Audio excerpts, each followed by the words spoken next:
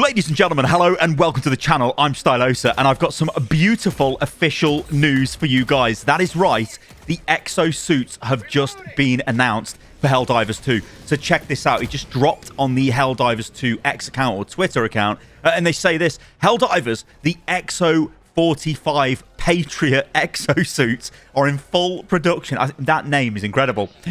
In the factories of Tianquan, ready for deployment on the battlefield soon. And then we've got this awesome propaganda style image poster. This is awesome. This is so cool.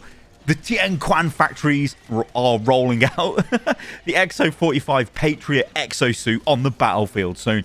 Yeah, we get to see the exosuit in all its glory. Now, of course, we've seen the leaked footage of the exosuit. We know kind of what they're going to look like in game.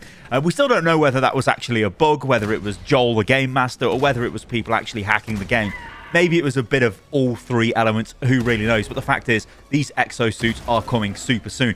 And going off this image, yeah, you can see it seems to have a multiple launch rocket system on one side of its body or chassis, and on the other side, it's got some sort of like auto cannon chain gun thing, which looks amazing.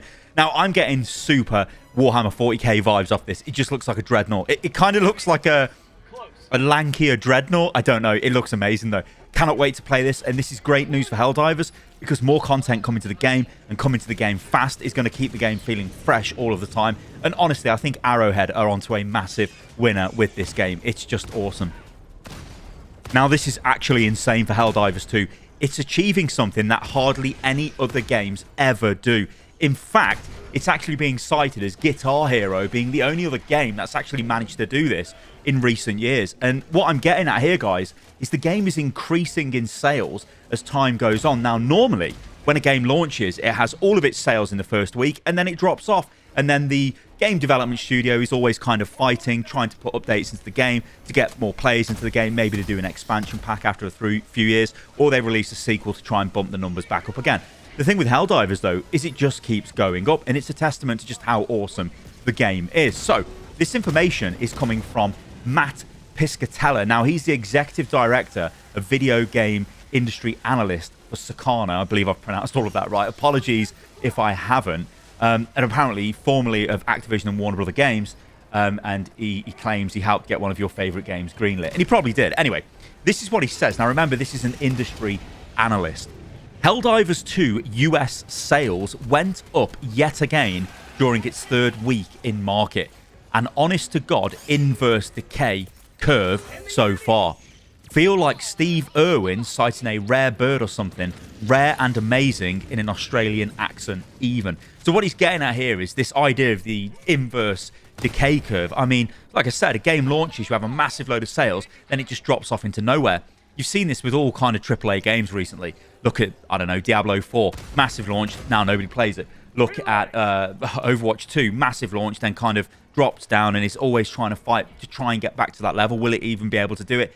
Who knows? I guess you could maybe say Apex Legends on the outside did kind of go against this as well, because they did sort of have a massive launch, then they dropped down in popularity, but they've slowly built it back over the years. So yeah, but I think what Matt is referring to here is just an uptick in sales week after week after week. And I think this is just down to everybody realizing how awesome this game is.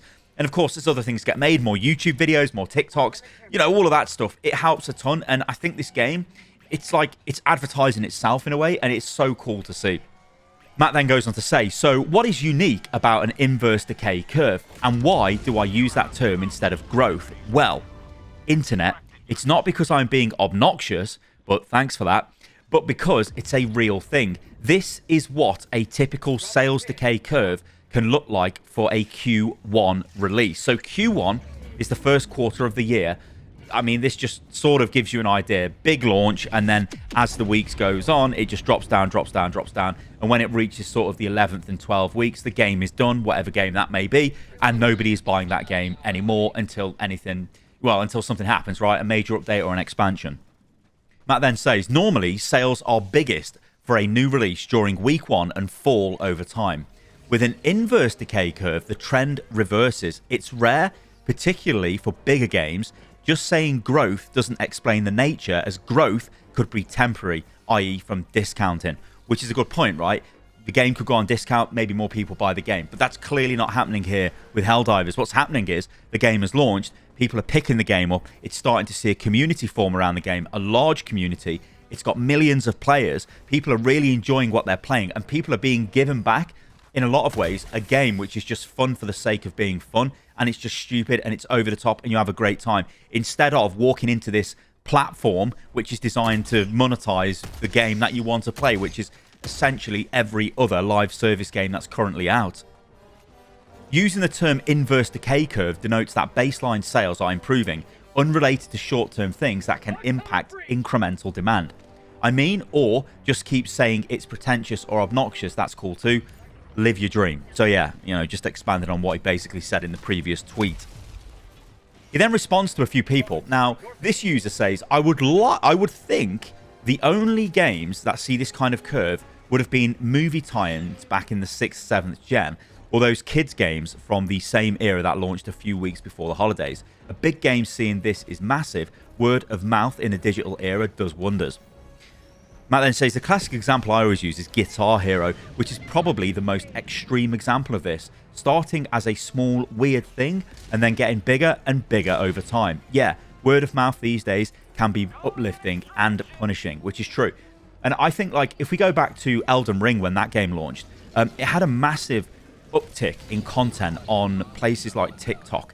And I think that really helped propel that game forward, because really, Soulsborne games, they are hardcore games. They're not really for a mass market. And I think TikTok, and probably YouTube Shorts to some degree, really helped proliferate that game out to a wider audience. And I think that's happening right now with Helldivers. And I think it's happened with a bunch of other games. I mean, you look, Power World, it happened with that as well, and loads of other games. I really think stuff like TikTok cannot be underestimated for this, like, massive, like, almost organic advertising that games can receive. This user then says, the context is appreciated. Thanks, Matt. Interested to see what other big game releases are looking like these days. And Matt says, well, nothing is going to look as good so far this year as Helldivers 2 does. That's for sure.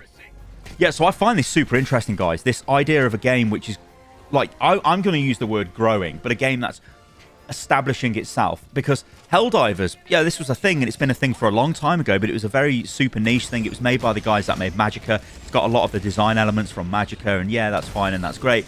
But Helldivers 2 has really took that format and took what worked and placed it into this third-person, like, live service format, and it's absolutely working wonders. And this is the thing with gaming, and we can get all philosophical here and go, well, where's gaming going in the future? And it looks to me like things are starting to push towards the direction of AAA games almost not falling away, but AAA games are stagnating because the investors, the board members, people involved with the money at these massive companies, they want a return. And you see this in the movie industry, and you see it happening to Disney with Marvel, where they just keep churning out Marvel films with stupid budgets because they want just that easy sort of revenue they get from that. But as we're seeing over time, the revenue is declining, and that has got to be happening at these massive game studios, your likes of your Call of Duties and all of that lot. They've got to be suffering because it's just getting kind of boring. Whereas AA studios, they're the sort of, like, more dynamic studios that can play with unique ideas. Blizzard is a game studio I've always followed. You guys know this if you've watched my channel. The amount of videos I make on Overwatch, it's unreal, and the support I've given them over the years.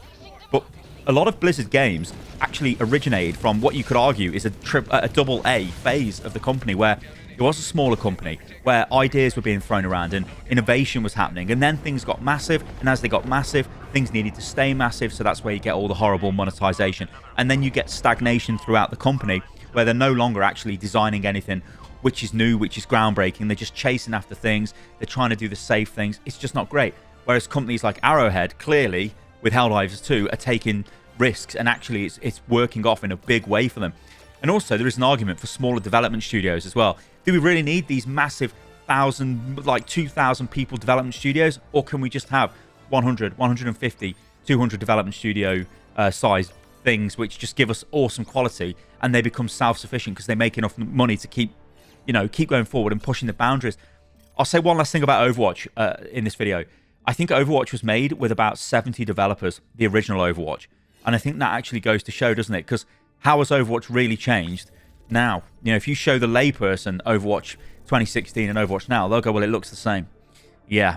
All right, ladies and gentlemen, thank you for listening and watching to the video. I hope you enjoyed it, and I'll catch you lovely lot on the next one. See you soon.